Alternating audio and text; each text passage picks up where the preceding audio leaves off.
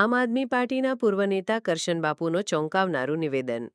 આંસુઓનો સોદાગર કેજરીવાલ આગામી 7 તારીખે ચોટીલા ખેડૂત સંમેલનમાં આવે છે, જે માત્ર પોતાના સ્વાર્થ માટે જ આવે છે. દિલ્હીના દિલને કચડીને હવે માત્ર પોતાના સ્વાર્થ માટે ખેડૂતોને ઢાલ બનાવીને ગુજરાતમાં ગાબડું પાડવાના ઉદ્દેશ્યથી કેજરીવાલ આવે છે. દરેક ગુજરાતી ખેડૂતોને યુવાનોને વિનંતી કે છેતરાતા નહીં. મારે આ કેજરીવાલને વાસ્તવિક રીતે ઓળખવામાં 4 વર્ષ અને 2 દિવસ થયા છે. હજુ સમય આવે બહુ મોટા ખુલાસા ગુજરાતના યુવાનોના ભલા માટે કરીશ.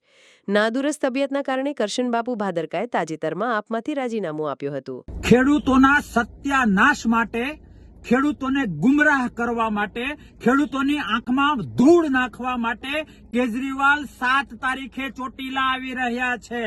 હું તમને કહેવા આવ્યો છું કે ખેડૂત હોય, ગરીબ હોય કે પીડિત હોય, એના આંસુનો સોદાગર પોતાના સ્વાર્થ માટે, દુઃખીના આંસુનો સોદાગર માત્ર અને માત્ર પોતાના સ્વાર્થ માટે, પોતાની સત્તા લાલચા માટે, પોતાના કંઈક ને કંઈક નકારાત્મક મહત્વાકાંક્ષાઓને પૂર્ણ કરવા માટે કેજરીવાલ ગુજરાતમાં ચોટીલા આવી રહ્યા છે. ખેડૂતોનો મુદ્દો હોય, પીડિતોનો મુદ્દો હોય, હરામ છે 1% જો ચિંતા હોય. દિલ્હીના દિલોને તોડીને, દિલ્હીના દિલોને કચડીને પોતાની વાસ્તવિકતા બહાર આવી ગઈ એટલે હવે ગુજરાતમાં, દિલ્હીમાં બધું ફિનિશ થઈ ગયું એટલે ગુજરાતમાં ગાબડું પાડવાના ઉદ્દેશ સાથે માત્ર અને માત્ર પોતાના સ્વાર્થને સિદ્ધ કરવા માટે કેજરીવાલ ચોટીલા આવી રહ્યા છે. મારે એક એક ખેડૂતને અને એક એક ગુજરાતીને કહેવું છે કે સત્તાના નામે ગુજરાતનો સત્યાનાશ કરવા માટે, અરે અધર્મ બેઝ ઉપર ધર્મના કપડા પહેરીને પોતાની છાપને ચમકાવવા માટે, અરે ઈમાનદારીના કપડા પહેરીને માત્ર અને માત્ર પોતાના સ્વાર્થ એચીવ કરવા માટે મોટી મોટી કટ્ટરતાની વાતો કરીને, મોટી મોટી જરૂર પડીએ ત્યારે સનાતનનો વિરોધ કરવો, જરૂર પડે ત્યારે દાદા હનુમાનને, દાદા ભોળાનાથને યાદ કરવા, બધું જ આટી ઘૂંટી વાળું એક સિંગલ પોઈન્ટ એજન્ડા, માત્ર એક જ ઉદ્દેશ, પોતાનો સ્વાર્થ સિદ્ધ કરવો. મને પોતાને 4 વર્ષ અને 2 દિવસ આ માણસને ઓળખતા થયા.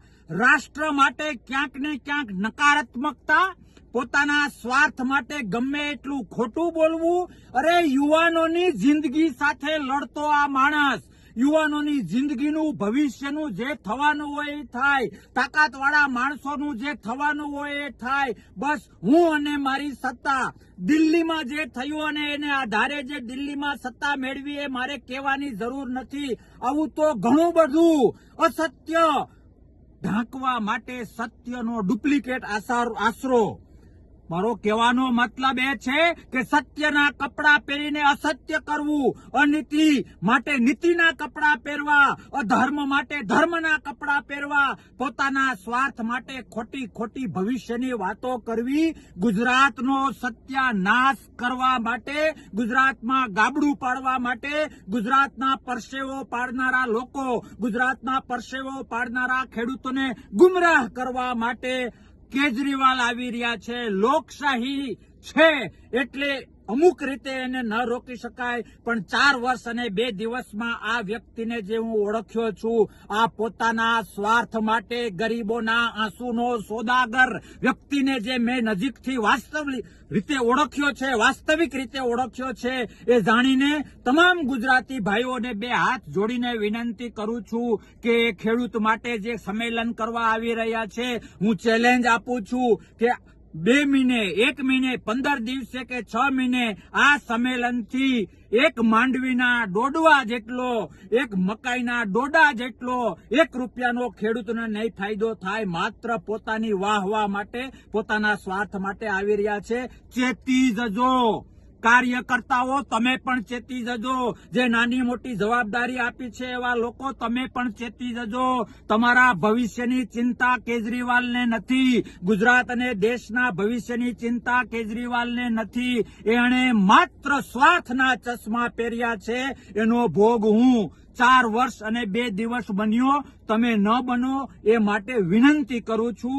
આવો સૌ સાથે મળીને ખેડૂતને બચાવીએ, ગુજરાતને બચાવીએ, લોકશાહીને બચાવીએ અને આવા સ્વાર્થી સત્તા કેન્દ્રી લોકોથી ગુજરાત અને દેશને દૂર રાખીએ. ભારત માતા કી જય. વંદે માતરમ. જય જય ગરવી ગુજરાત.